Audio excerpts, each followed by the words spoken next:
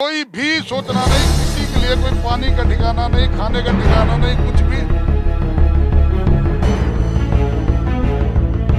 प्रशासन ये कहता है कि हमें ऊपर से डंडा है, हमें गडकरी साहब का डंडा है, हमें प्रशासन का डंडा है कि हमें जल्दी से खाली करा के देना है।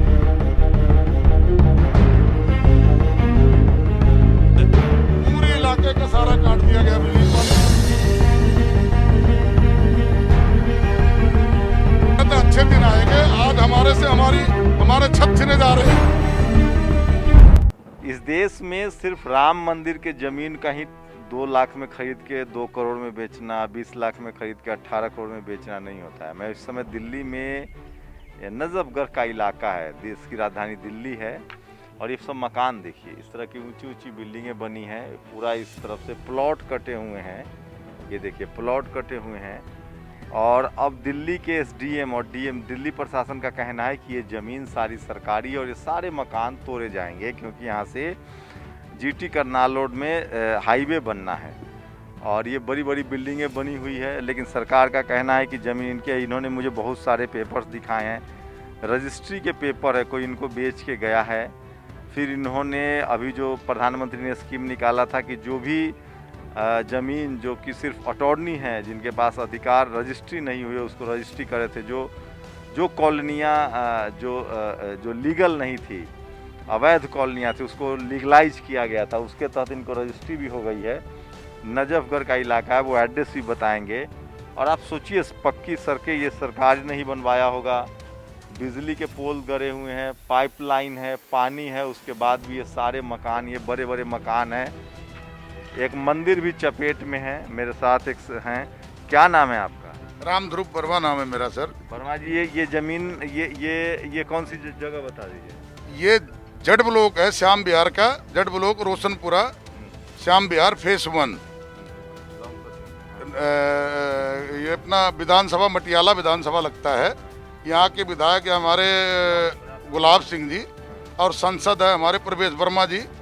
हम लोगों ने सब जगह वो कर लिए, जाके गुजारिश कर ली, हमारा कोई सुनने वाला नहीं है। क्या प्रशासन क्या कह रहा है? प्रशासन ये कहता है कि हमें ऊपर से डंडा है, हमें गडकरी साहब का डंडा है, हमें प्रशासन का डंडा है कि हमें जल्दी से खाली करा के देना है।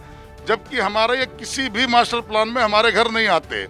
हमने देखिए, ये करोड़ों रुपए लगा के अपनी बिल्डिंग खड़ी करी है, और बिना किसी बात का आके बिजली पानी आपके सामने सारा हमारा काट दिया जाता है। मैं सुबह से 10 फोन प्रवेश वर्मा के यहाँ कर दिया, वो अपने विधायक जी के यहाँ कर लिया, विधायक जी से मिलके आ गए, कोई नहीं, सुनने मुझे वाला वो बाद में बात करेंगे। सरकार प्रशासन क्या कहना है? लोकल प्रशासन ये कहता है आप लोग सरकारी जमीन पे बसे हुए हैं। सरकारी सब आपने रजिस्ट्री करवाई? जबकि हमने रजिस्ट्री करवा रखी, पहले भी रजिस्ट्री हमारी। कितने लोग का मकान इस तरह से टूट जाएगा? इस तरह से मकान टूट जाएगा, करीब 300 साढ़े 300 मकान टूटेंगे, जिसके अंदर 1000-1500 परिवार रहते हैं। और कोई भी सोचना नहीं, किसी के लिए कोई पानी का ठिकाना नहीं, खाने का ठिकाना नहीं, कुछ भी। जबकि सरकार जो बेरोजगार लोग हैं उनको अपना अपना वो देती है, आशियाना देती है। हमारे लिए इस तरीके से ऐसे सड़क पे लाया जा रहा है कि जैसे हम पता नहीं कहीं दूसरे देश से आए हुए हैं। कब बसे थे आप लोग? हम यहाँ 1996 में प्लॉट लिए थे और 97 में बना के रहने लग गए थे। और देखिए, ये इनका पक्का कितनी आबादी इसके, मतलब कितने घर? 350 सही बताइए। 350 प्लॉट हैं, घर बने हुए अभी 90-95 घर बने हुए, जिसमें कम से कम 1000 से 1500 परिवार रहते हैं।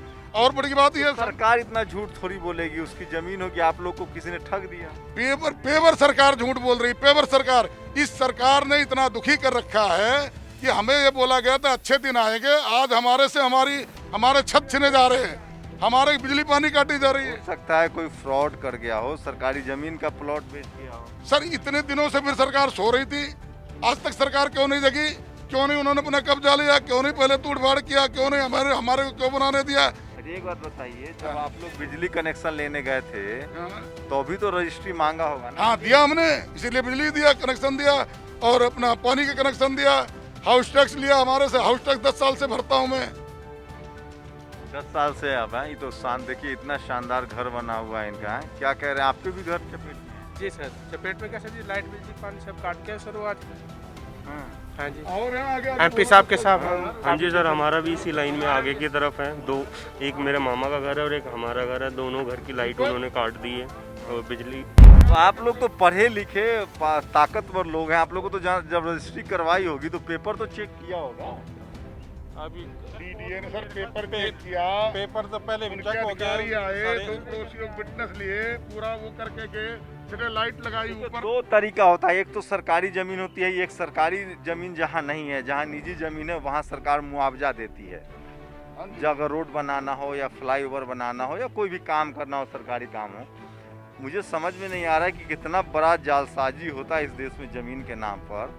अगर इन लोगों को साथ सरकारी ज़मीन, अब वो कह रहे हैं कि ज़मीन सरकारी है। हाँ, वो यही कहते हैं जमीन सरकारी है, हमें कोई कंपनसेशन का कोई बात नहीं करी जाती, कुछ नहीं किया जाता। हमारे को एक हफ्ता पहले द्वारका एसीपी दफ्तर में ले जाया जाता है, पूरी इकट्ठा करके सबको बैठा के वहाँ जबरदस्ती कमरे में बंद करके साइन करवा लिया जाता है। क्या साइन करवाया? सादे पेपर पे साइन करवा लिया जाता है वहाँ पर।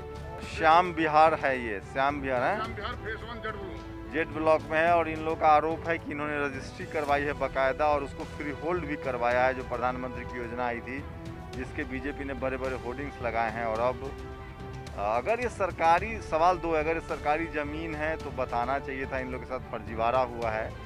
और अगर ये सरकारी ज़मीन नहीं है तो फिर तो मुआवजा मिलना चाहिए।